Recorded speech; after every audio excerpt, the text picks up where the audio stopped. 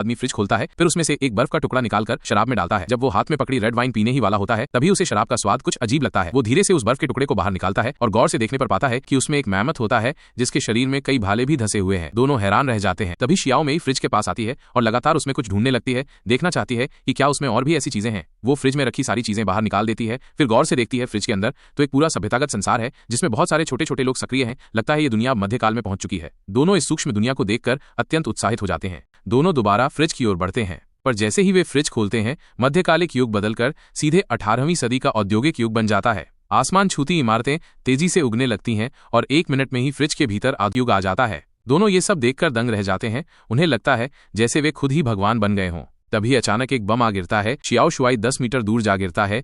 Fridge के अंदर परमाणु विस्फोट का मशरूम क्लाउड देखकर शियाओ मेई से रहा नहीं जाता और वो फ्रिज का दरवाजा बंद कर देती है। लेकिन शियाओ शुआई की जिज्ञासा शांत नहीं होती। वो फिर से फ्रिज खोल देता है। सौभाग्य से वे युद्ध से बच गए होते हैं और फ्रिज के अंदर की दुनिया अब तकनीकी युग में पहुंच चुकी होती है। फ्यूचरिस्टिक इमारतें देखकर शियाओ शुआई भी गहरी सांस लेकर कहता है, वाह। तभी रोशनी की कई किरणें एकत्र होकर प्रकाश के गोले में बदल जाती हैं और चारों ओर बिखर जाती हैं। पूरा कमरा रोशनी से भर जाता है, लेकिन वो रोशनी कुछ देर उनके चारों ओर घूमती है, फिर वापस फ्रिज में चली जाती है और गायब हो जाती है। ये सब देखकर दोनों को भारी निराशा होती है। आखिर में शियाओ शुआई फ्रिज का प्लग निकाल देता है और शियाओ मेई फ्रिज का दरवाजा बंद कर देती है। अगली सुबह जब वे उठते हैं तो फिर से खुद को रोक नहीं पाते और फ्रिज खोल देते हैं। एक घना कोहरा फैलता है और इस बार वे पाते हैं कि फ्रिज के अंदर की दुनिया फिर से प्राचीन युग में लौट चुकी है, जहां पर अब भी डायनासोरों का